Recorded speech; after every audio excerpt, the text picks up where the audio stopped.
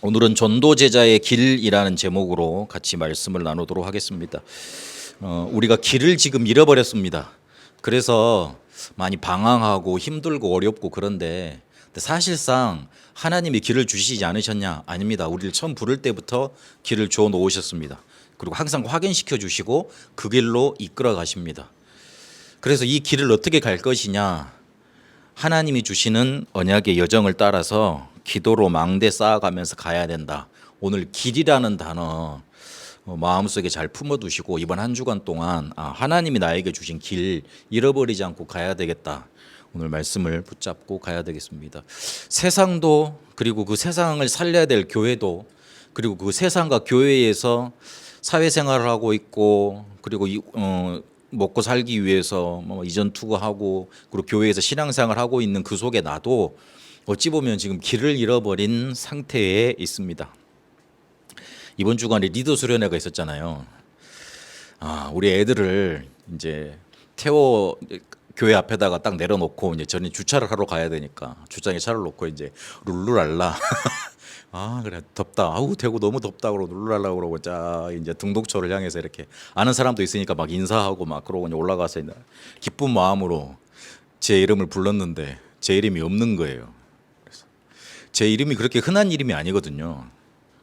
우리 그 단체 내에서는 협회 내에서는 흔한 이름이 아니니까 내 이름 그 성씨 다른 사람 병규는 있어도 유씨라는 이름의 병규라는 가진 목사는 나밖에 없는데 없어요.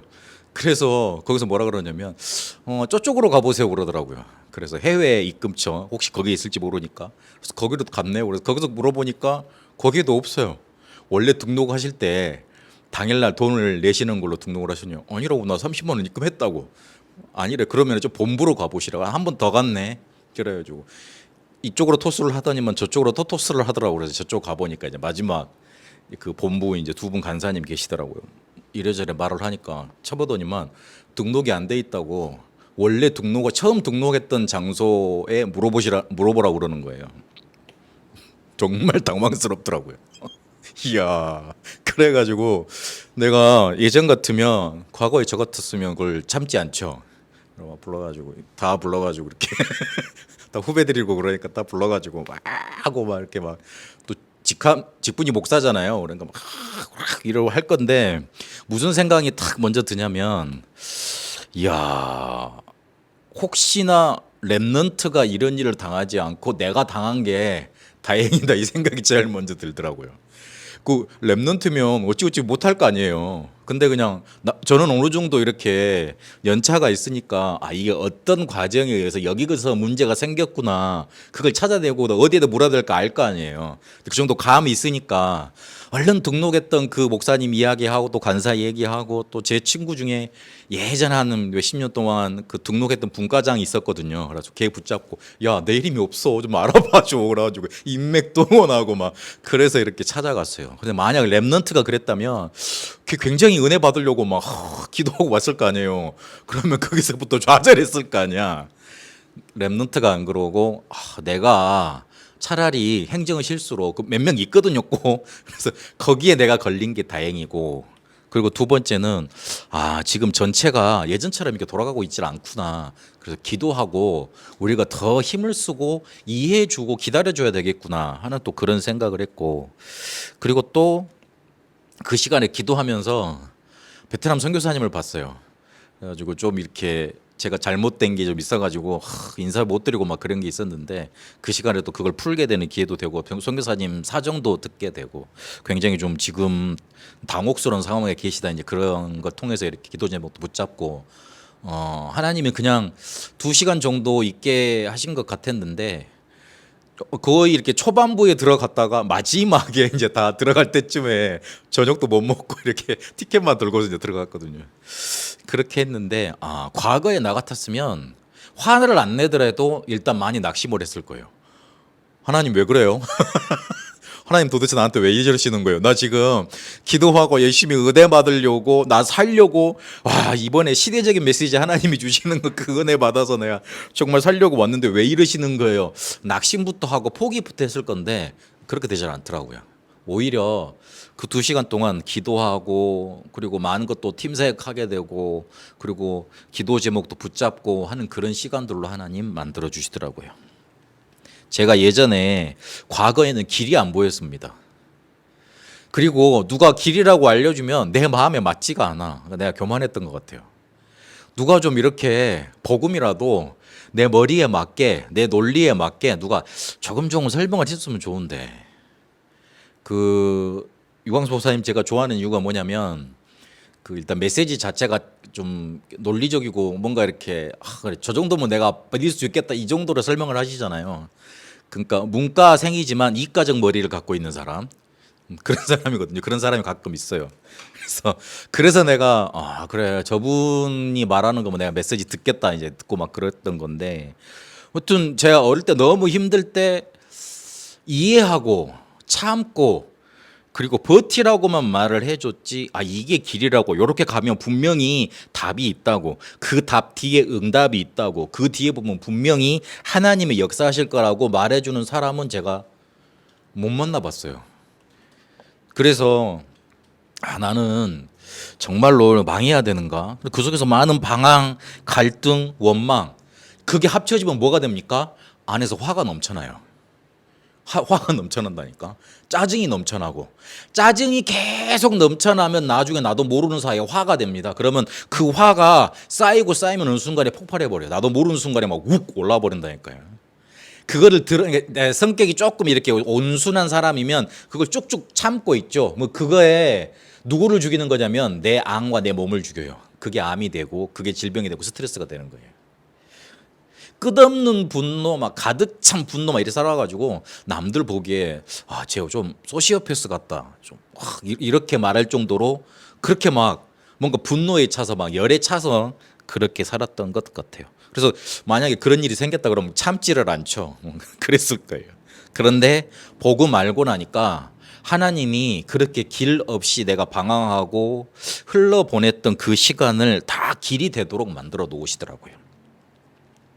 그래서 요즘 저 별로 잘 안 돼도 거기에 신경이 잘 쓰이질 않습니다. 옛날보다 그렇게 깊은 원망이 생기질 않아요. 옛날 같으면 하나님 도대체 왜 그러시냐고 따지고 막 그랬을 건데 일단 우리가 사는 거 어찌되든 다 살잖아요. 그리고 우리나라가 그 세계 10위 정도 경제 대국이 어느 정도 이게 복지 체계가 갖춰져 있기 때문에 굶어 죽는 사람은 없습니다. 어떻게든 길을 찾아내면 살 길은 있습니다. 그래서 하나님 일단 나 구원 받은 거 맞고 그리고 일단 내 모든 문제는 끝났으니까 그리스도 안에서 끝났으니까 내가 잘 되는 것 하나님이 알아서 하시고 나 못해도 그리고 어쨌든 구원은 받은 거니까 난 괜찮다고 별 그게 상관되지 않습니다. 그래서 문제가 오면 혹시 안 풀리잖아요. 가만히 놔둬버리면 되더라고요. 저는 풀어야 되는 줄 알았어요. 다들 그렇게 나한테 가르치더라고. 기도해서 답을 얻어야 된대. 기도해서 해결을 봐야 된대. 그러더라고요. 난 처음에 그게 맞는 말인 줄 알았거든요. 근데 그렇지 않더라고요. 실패해도 실수해도 그 자리에 하나님 계획이 있더라고요. 내가 망해 있어도 하나님은 오히려 나를 더 관심 깊고 집중해서 나를 바라보고 계시더라고요. 혹시 내가 영적인 문제 때문에 고통하고 힘들고 외롭고 있으면 하나님은 뒤에 더 큰 사랑을 준비해 놓고 계시더라고요. 그래서 복음 알고 나서 내가 방황했던 그리고 갈등했던 그 모든 것들이 길이 되기 시작하니까 혹시 나한테 사람이 어떤 문제를 가지고 와도 괜찮아요.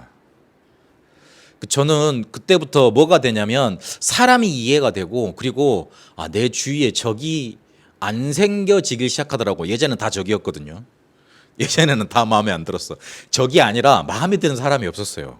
일단 저 사람은 저래서 안 되고 저 사람은 이래서 안 되고 요거는 그래야 안 되고 막 다 안 되는 거 투성이라. 그런데 달라지게 하시더라고요. 하나님이 복음 정말 알고 나서 괜찮아 그럴 수 있어 복음의 눈으로. 근데 지금 오늘날의 현장과 교회는 어렵다고 합니다. 특히 교회가 안 된다는 소리로 가득 차 있습니다. 왜 그럴까 모르겠습니다만은 제가 예전에 개척을 한다고 그러니까 저를 지도했던 목사님이 대뜸 진심인지 아닌지는 모르겠는데 야 네가 그렇게 되겠냐 그런 소리로 나한테 하신 말씀인 것 같아요. 뭐라 그러시냐면 요즘 교인들은 영악해서 개척하면 안 된대. 어려울 거래. 안 될 거래. 그리고 그런 방향으로 말하더라고. 내 이상하네. 내가 저분한테 은혜를 많이 받고 지도를 많이 받았는데 왜 저런 소리를 하시지? 그래서 나애가 별로 능력이 없으니까 안 될 거래. 그런 말로 듣기로 했어요. 그런데 사실 그래요. 사실상 그래요. 그렇게 흘러가고 있어요. 그래서 통합교단입니까? 어디 교단에서는 목사의 이중직을 이제 인정해 주는 방향으로 결정을 내렸다 그러더라고요. 그래서 그게 다 그러니까 막을 수도 없잖아요. 현실을 부정할 수가 없잖아. 그래서 인정해 줘. 그리고 그 교단이 인정을 했으면 굉장히 두 번째로 큰 교단이거든요. 다른 교단들 다 그렇게 갈 겁니다. 그렇게 돼버렸습니다. 그런데 반대로 세상을 지금 한번 쳐다보세요.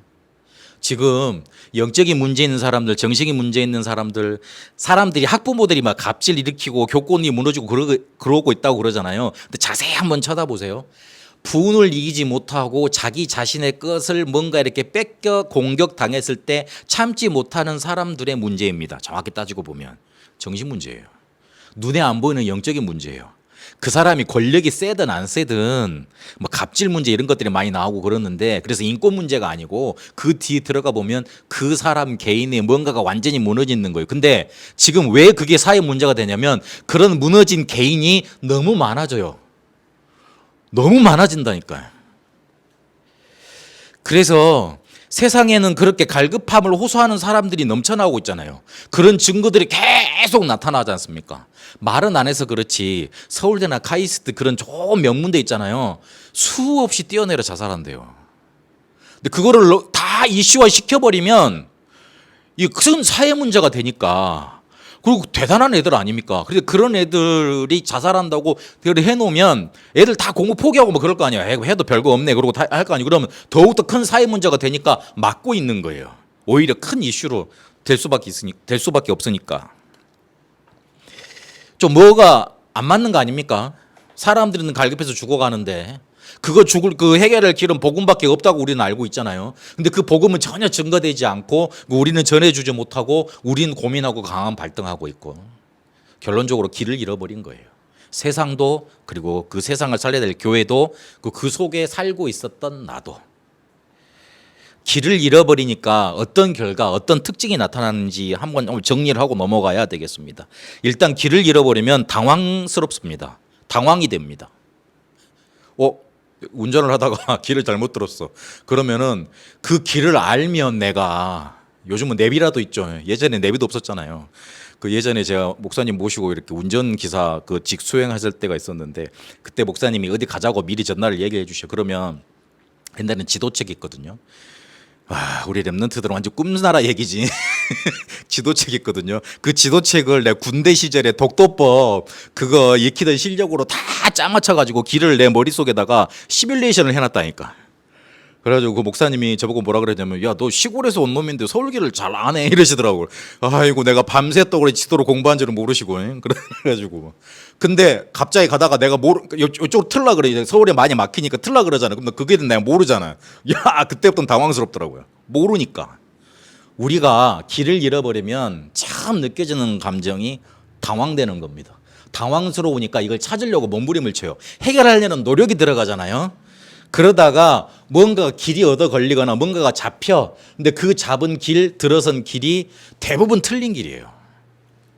길을 잃어버리면 결국에는 바른 길로 찾아가는 게 아니고 어느 순간에 가보면 그게 틀린 길로 내게 다가와 있습니다. 그러니 확신이 안 생기잖아요. 내가 이게 맞는 길이어야지, 그래, 편안하게 갈 수 있잖아요. 확신이 생기니까. 뭔가 큰 넘치는 확신 말더라도, 내가 길을 조금 잘못 들더라도 길을 아니까 저리 돌아서면 돼. 그런 확신이 있으니까 돌아서면 되잖아요. 근데 확신이 없으니까 내가 잘 가고 있는 거야, 맞는 거야, 자꾸 그렇게 마음이 불편해. 편하진 않아요. 내가 틀린 길에 지금 가고 있다는 결과로 뭐가 안 맞냐면 하나님이 나에게 주신 말씀 그거하고 나하고 안 맞아요. 그게 문제예요. 왜 목사님이 설교가 좋아야 되고 그다음에 목사님의 능력이 대단해야 된다고 성도들이 많이 알고 있냐면, 하나님이 그 목사를 세워서 나한테 메시지 주신다는 사실을 한 번이라고 인정을 해버리면 되는데 그 인정이 잘 안 돼서 그래요. 그 말을 다시 돌려 돌아가 보면 하나님이 믿어지지 않는다는 소리예요. 그러니까 내 앞에 있는, 죄송합니다. 저를 얘기 들어서 제가 너무 안 믿겨져. 말을 해도 에이 그러고 말 주변도 없고 뭔가 내 말도 제대로 메시지도 못 풀어내고 그다음에 뭔가 메시지도 뭔가 막 은혜되지 않고 자꾸 그런 일이 가득하다는 거예요. 자꾸 내 모습만 보인다는 거예요. 그러면 하나를 더 생각을 해야 돼요. 왜 하나님이 저렇게 말 주변도 없고 제대로 능력도 없고 뭔가 못하는 목사를 내가 만나게 해가지고 이 교회에서 신앙생활을 하게 할까? 하나님이 왜 그렇게 하셨을까? 그거를 생각해 봐야 되는데 그 단계로 안 넘어서 못 넘어서 길을 잃어버렸으니까. 그 말은 무슨 말입니까? 결론적으로 하나님이 안 믿어진다는 소리가 돼요. 나중에는. 그러니까 그 설교 때 예배 때 은혜가 안 된다는 거 조금 깊게 생각을 해봐야 됩니다. 제 신앙으로는 누구를 세워놨든지 내가 예배 드리고 내가 몸담고 있는 교회에서 하나님은 모든 답을 허락해 주십니다. 모든 답을 통해서 내 미래의 길을 알려주십니다. 혹시 여러분이 목사님한테 신방 때나 받았던 미션이나 그런 메시지 있잖아요. 그거는 하나님이 여러분에게 주신 축복의 언약의 길이에요. 그거 붙잡으셔야 돼요. 그거 붙잡고 계속 기도하셔야 돼요. 하나님이 내게 직접 말씀하시면 좋은데 주의 종을 통해서 그 주의 종의 인생을 통해서 나에게 이런 메시지 언약을 주셨지 않습니까? 하나님이 내게 주신 걸로 믿습니다. 나는 그렇게 인정합니다. 하나님이 나를 그렇게 축복하실 줄 믿습니다. 그거 붙잡으면 되는데 그게 안 돼요. 왜요? 내가 길을 잃어버렸으니까. 내가 바른 길 속에 있지를 못하니까. 그러니 확신이 안 생기는 거예요. 그러니 더욱더 안 믿어지는 거예요. 그러니 결국에는 어떻게 되느냐? 자꾸 도움이 구해져. 내가 도움을 못 주고 주는 상태로 살아야 되는데 자꾸 누가 나를 도와줘야만 될 것 같아. 그런데 실제로 그렇게 도움을 주는 거 나한테 도움이 됩니까? 안 돼요. 우리 랩런트들 누가 나한테 막 내가 마음이 힘들고 어려우면 나한테 막 위로해주고 풀어낼 대상이 있으면 좋을 것 같죠. 도움 별로 안 돼요. 도움이 잘 안 돼요. 그래서 무슨 상태로 남아버리냐면 늘 모자란 상태, 미자립 상태로 남아버립니다. 딱 그렇게 굳어져 버립니다. 내 인생이. 돈을 잘 벌고 못 벌고를 떠나서 내 인생이 항상 누군가 도와주지 않으면 안 되는 상태. 그리고 도와줘도 뭔가 만족이 안 되는 상태. 그리고 늘 뭔가를 구해야 되는 그런 갈급한 상태로 빠져버립니다. 길을 잃어버렸기 때문에 그렇습니다. 그런데 과연 하나님이 우리한테 길을 안 주셨습니까? 아닙니다. 하나님이 이미 우리에게 길을 주셨고 알려주셨습니다. 그 길이 뭡니까? 237과 치유와 서밋입니다. 왜 237입니까? 마태복음 28장 16절에서 20절까지 모든 민족에게 가라 그랬어요. 모든 족속에게 가라 그랬어요. 그러면 그 속에 제자 있다. 그 제자에게 아버지와 아들과 성령의 이름으로 세례를 줘라. 우리에게 처음부터 그리고 예수님이 마지막에 237을 명령해 주셨고 237을 길로 제시해 주셨습니다. 왜 치웁니까? 마가복음 16장 15절에서 20절까지 보니까 가서 내 이름으로 병든 자, 귀신 들린 자 고쳐내라. 내가 너희들과 함께 있겠다 그랬어요. 세상이 지금 귀신 들린 사람 그리고 병든 사람 천지입니다. 그리고 특히 마음이 아픈 사람 천지입니다.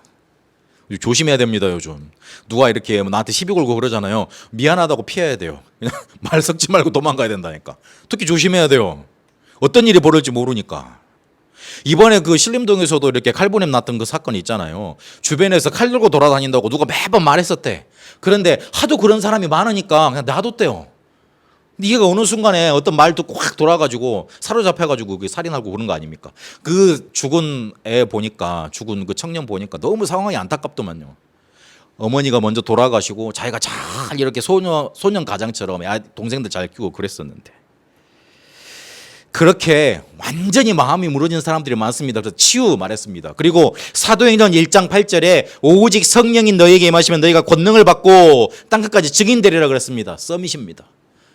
창세기 12장 1절 3절까지 보니까 너로 말미암아 모든 민족이 복을 받을 거다.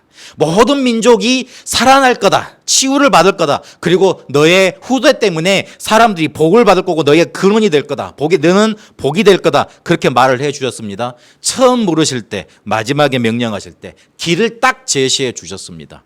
우리의 미래에 대해서 딱 못 박아놨어요. 하나님은 나를 통해서 세계복음화하고 그 속에 있는 사람들을 치유하고 그리고 서밋들을 살릴 수 있는 사람으로 나를 불러놓으신 거예요. 그게 우리의 미래고 우리가 가야 될 길이고 하나님이 우리를 이끄시는 길입니다. 목사님, 저는 상황이 아직도 그런데요. 괜찮습니다. 마태복음 28장 우리가 18절부터 20절까지만 읽어서 그런데 16절, 17절까지만 보세요. 뭐라고 기록되어 있냐.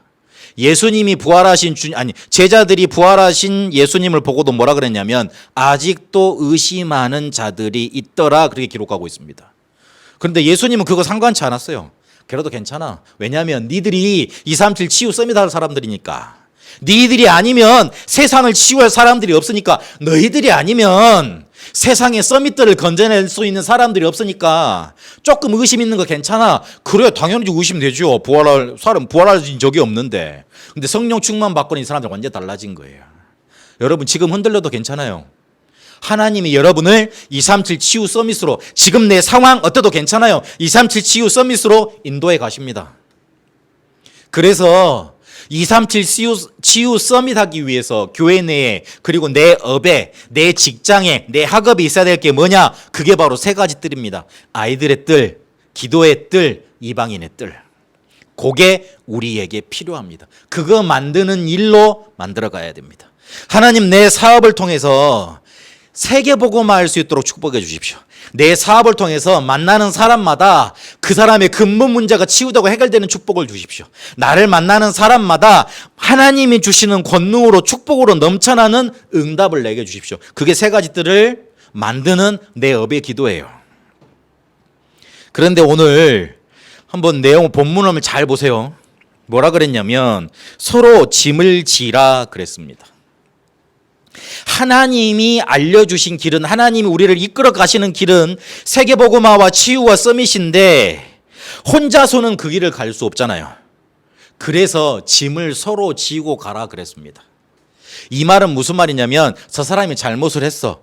그러면 그 사람이 벌을 받고 짐을 다 지고 혼자 지고 가야 되잖아요. 그런데 그 사람을 용서해 주면 그 사람이 뭔가 이렇게 마음에 뭔가 이렇게 짐이 덜어질 거 아닙니까? 그런 의미로 말을 한 겁니다. 그런 의미로 용서해 주라는 말이에요. 그래서 뭐라고 오늘 말이 나오냐면 범죄한 자를 온유한 심령으로 바로잡으라 그랬습니다. 우리가 대부분요 누가 잘못하면 교회 내에서 잘못을 하면 심판자의 입장에서 말을 합니다. 야, 네 이거 잘못했잖아. 회개해 이럽니다. 거의 대부분 비난자로 심판자는 아니더라도 비난하는 입장에서 그 사람을 평가하고 바라봅니다. 복음의 눈이 아니잖아요. 범죄한 자를 온유한 심정으로 그리스도가 낮아지신 것처럼 그리스도가 자기의 영광을 포기하고 인간의 몸을 이 땅에 입고 오셔서 우리의 문제를 해결하신 것처럼 복음의 눈으로 그 사람을 바라봐야 됩니다. 마태복음 18장 18절 20절까지는 이런 말이 있습니다. 두세 사람으로 모인 곳에 나도 너희들과 함께 있겠다 그랬습니다. 그런데 우리가 그것만 잘 알잖아요. 근데 그 앞에 보면 무슨 내용이 있냐면 교회에서 잘못된 사람들이 있을 때 그 사람을 어떻게 치리할 것인가 그 내용이 마태복음 18장 15절에서 17절까지 나오다가 두세 사람이 내 이름으로 모인 곳에 내가 너희들도 함께 있으니 내 이름으로 기도하면 다 들어주겠다 그런 말이 나온 거예요. 근데 우리는 기도응답으로만 알고 있잖아요. 근데 그 의미가 아니에요. 원래 의미는 그 앞에 의미를 찾아보면 혹시 교회에서 사람이 잘못했으면 그 사람과 대면해서 1대1로 만나서 왜 그 사람이 잘못했는가 한번 따져봐라. 근데 그 애가 말을 안 들어. 그러면 한두 사람을 데리고 가서 네 이거 잘못했냐 한번 따져봐라. 근데 그것까지도 말 안 들어. 그럼 교회 앞에서 이 사람 정죄해라 그런 말이에요.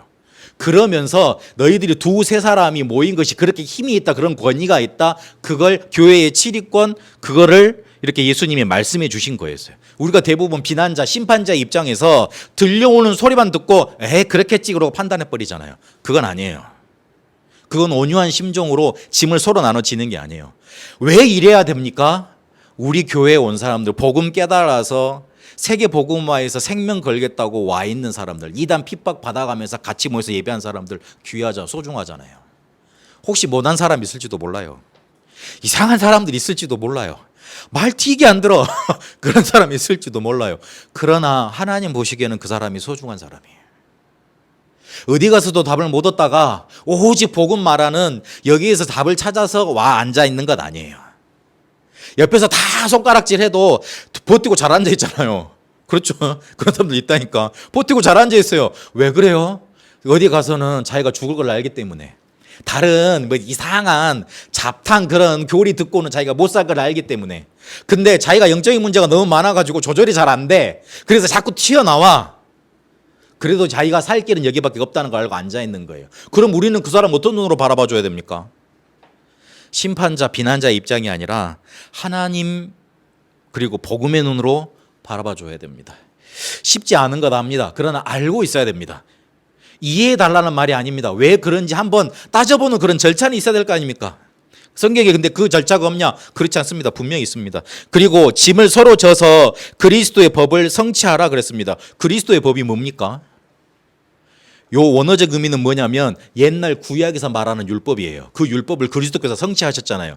근데 예수님이 누가복음 10장 27절에 보면 율법의 핵심은 하나님 사랑이고 사람 사랑이다 그랬습니다. 하나님 사랑의 확실한 증거가 뭡니까? 그리스도를 우리에게 보내주신 거 아닙니까? 그리고 정말 이웃을 사랑하면 어떻게 됩니까? 복음 전해줘서 그 사람 영혼 구원하고 살려줘야 되죠. 세계복음 아닙니까? 결국 그리스도를 붙잡고 세계복음화 하는 게 그리스도의 법을 완성하는 거예요. 그거 하려면 나 혼자 할 수 없잖아요. 나 혼자 할 수 없잖아요. 그래서 같이 가야 되는 겁니다. 그런 의미로 계속 말씀을 주고 있는 겁니다. 그리고 자신을 살펴보아 시험을 받을까 두려워하라 그랬습니다. 나는 그러면 대단한 사람입니까? 저 사람 잘못했는데 그럼 아이고 나는 저거 안 하니까 대단한 사람입니까? 그렇지 않다는 거예요. 나도 혹시 비난하고 있는데 나는 그 사람보다 더한 걸 하나님 앞에서 놓치고 또 불신하고 있는지도 몰라요. 그래서 자신을 시험해 보라는 겁니다. 그리고 정말로 복음 받았으면 그 사람이 그 문제에 빠져 있는 게 안타까움이 생기잖아요. 안타까움이 없는 사람, 안타까움이 생겨나지 않는 사람 조금 생각해 봐야 돼요. 그리고 오늘 두 번째로 뭐라 그랬냐면 스스로 속이지 마라 그랬습니다. 특히 된 줄로 생각하면 스스로를 속임이라 그랬습니다.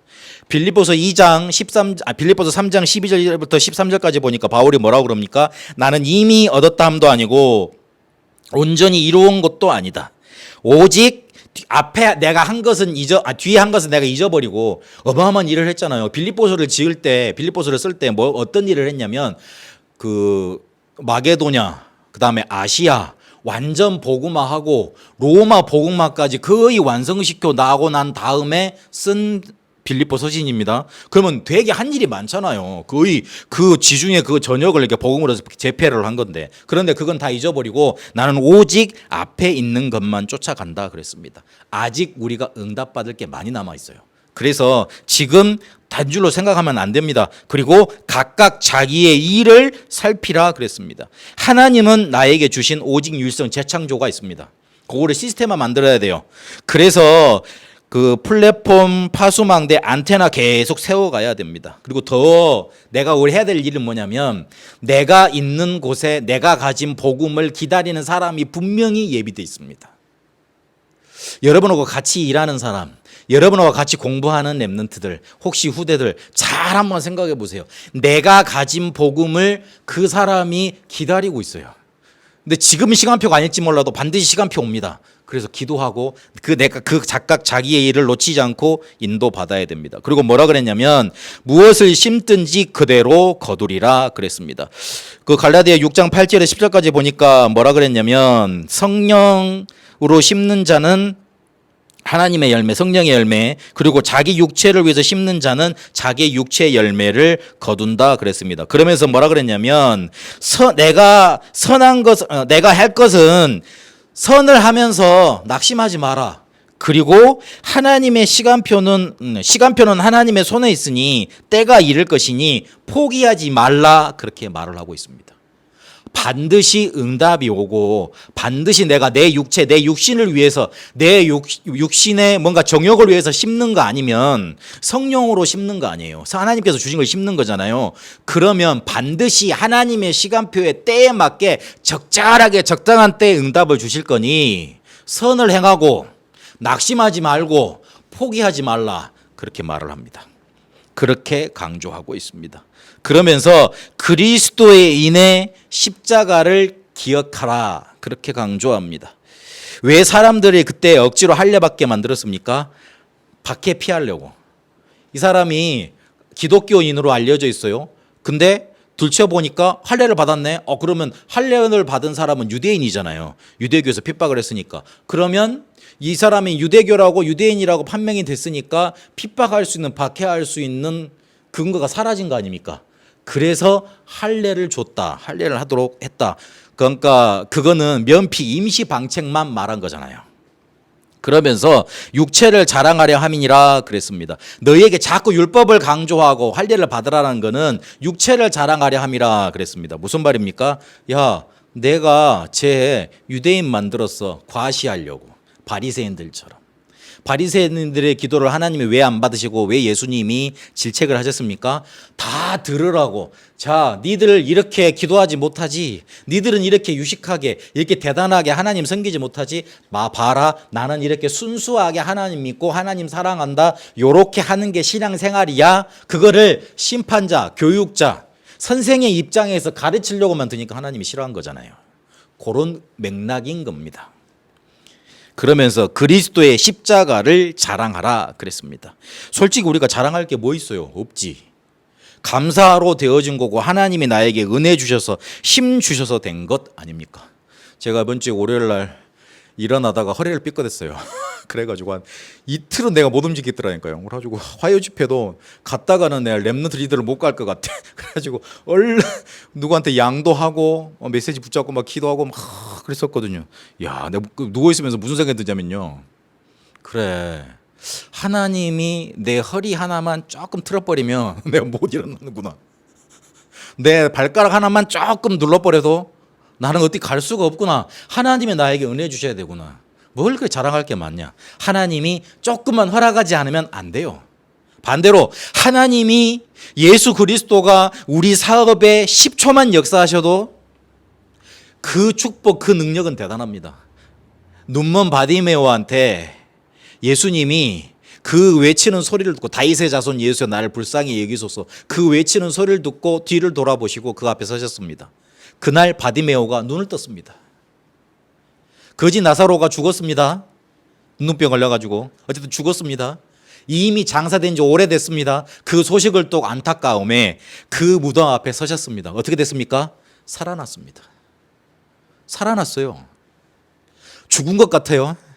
혹시 내가 완전히 멸망하고 실패한 것 같아요. 그렇지 않습니다. 주님께서 내게 조금만 역사하셔도 단 한 번만 역사하셔도 됩니다. 그래서 먼저 은혜, 감사 요것부터 우리가 회복해야 됩니다. 하나님이 우리에게 주시고 알리신 길이 237과 치유의 서밋인데 늘 잘잘못만 따지고 싸움만 하고 있으면 어떻게 됩니까? 그래서 짐을 서로 지라고 그러는 거예요. 그리고 그래 나 조금 됐어, 조금 응답받았어, 그래서 내가 좀 살만해, 그렇게 만족하고 있으면 어떡합니까? 죽어가는 사람들 천진데. 그래서 스스로 속이지 말라고 그런 겁니다. 그리고 그리스도인의 십자가, 내가 받은 그 십자가 복음 자랑해야지. 하나님의 은혜 자랑해야지. 세상 거 내가 조금 가지고 있는 거, 조금 그거 이렇게 대단하다고 그것만 자랑하고 있으면 어떡합니까? 그러면 하나님이 주시고 알려주신 길은 갈 수가 없잖아요. 그래서 그리스도인의 십자가 자랑하라, 붙잡으라 강조하고 있는 겁니다. 그러면 이거를 하나님이 나에게 주신 길이 237 치유 서밋이라 그러는데 내 옆에 세 가지 뜰이 있어야 된다고 말을 하는데 어떻게 이거를 내가 확신하면서 감사로 이 길을 가겠습니까? 그렇게 갔던 사람들이 렘넌트 7명이었습니다. 그 사람들이 어떻게 갔는가? 리더 때, 이번 렘넌트 리더 수련회 때 5가지로 CBDIP로 감사와 확신 속에서 여정을 갔다, 그렇게 유 목사님 메시지를 주셨습니다. 간단하게 정리하겠습니다. 커버넌트의 망대를 만들면서 갔다. 계속 한 가지만 기도해라. 우리 저번 주에 봤잖아요.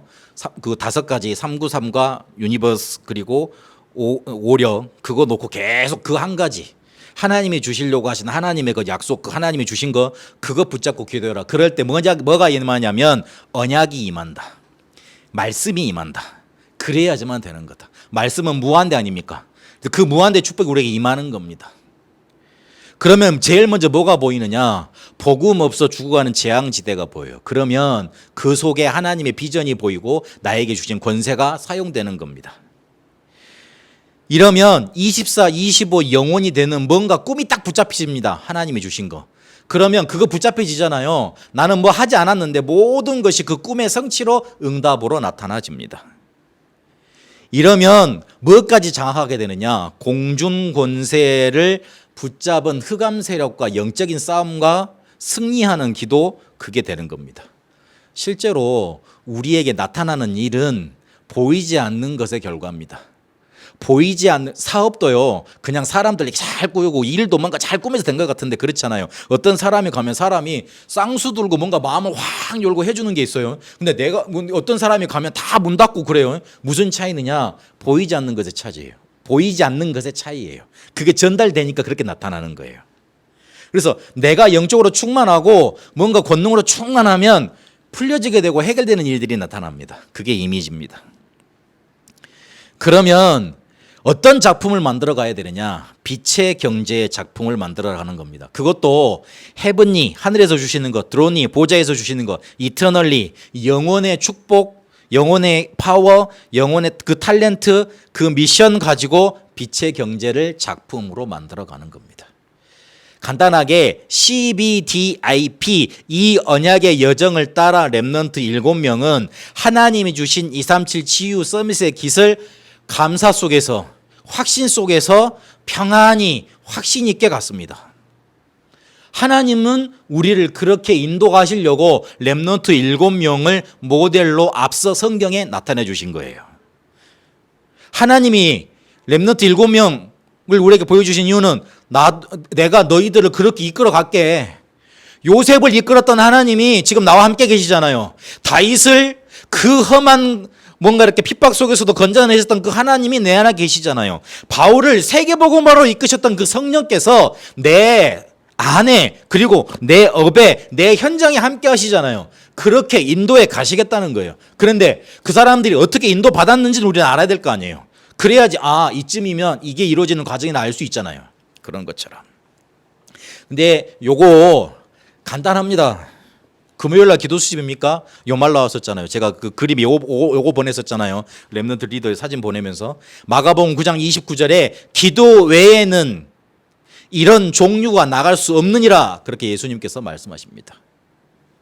기도 하나는 말이 아니고 기도 밖에는 없다고 그 사실부터 믿으면 돼요. 그래, 기도로 이거라 되겠구나, 그렇게 믿는 것부터 시작이 되면 그게 기도의 시작입니다. 그렇게 믿기 시작하면 어떤 일이 일어나느냐? 요한복음 14장 26절에 보니까 보혜사 성령께서 모든 것을 가르치고 생각나게 하신다 그랬습니다.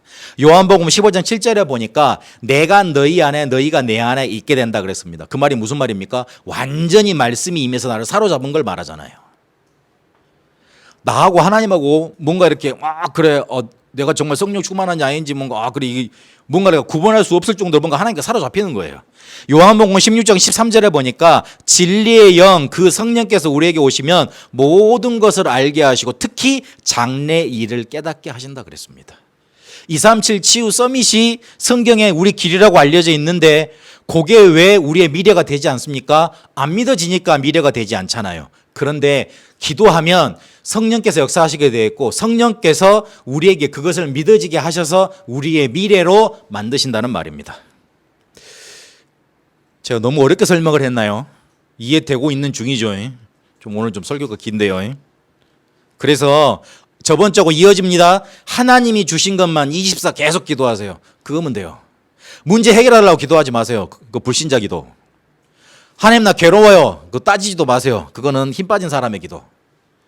하나님 나 괜찮으니까, 나는 전도자니까, 난 전도자를 살려야 될 산업이니까, 나는 렘넌트를 살려야 될 그런 사역자니까, 나는 렘넌트니까, 하나님 여기서 죽어도 괜찮으니까 나에게 하나님이 주신 거 그 응답 주세요. 그거 24 계속 기도하세요.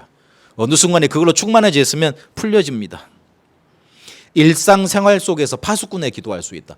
그 군대 갔다 오면 이 말이 잘 이해가 되는데, 파수꾼은 뭐냐면 보초거든요. 보초는 맨날 서 있어야 돼. 쉬지도 못하고 남들 다 자고 있는데. 일상생활, 내가 평상시 생활을 하면서 파수꾼에 기도할 수 있을 정도면, 그거 할 수 있으면 다 살려낼 수 있습니다. 그래서 렘넌트 7명이 갔던 언약의 여정, 그렇게 가게 되시길 바랍니다. 길을 잃어버렸습니다. 그런데 하나님이 길을 주시지 않으셨냐? 아닙니다. 길을 확실히 주셨습니다. 근데 그 확실한 길을 나는 어떻게 확신 속에서 갈 수 있느냐? 마가복음 9장 29절 기억하세요. 기도 외에는 이런 종류가 나갈 수 없느니라. 하나님 우리에게 그렇게 기도의 망대를 세워가라 하십니다. 이번 한 주간 동안 그 응답 속에 전도 제자의 길로 가게 되시길 바랍니다. 살아계신 하나님 감사합니다. 우리 모든 성도님과 그리고 우리 렘넌트들이 하나님이 주신 전도 제자의 길 속에 있게 하여 주옵소서. 그래서 하나님이 우리에게 확실하게 알려주신 237 치유 서밋의 길을 확신 속에서 언약의 여정으로 가게 하여 주옵소서. 살아계신 우리 주 예수 그리스도 이름으로 기도합니다. 아멘.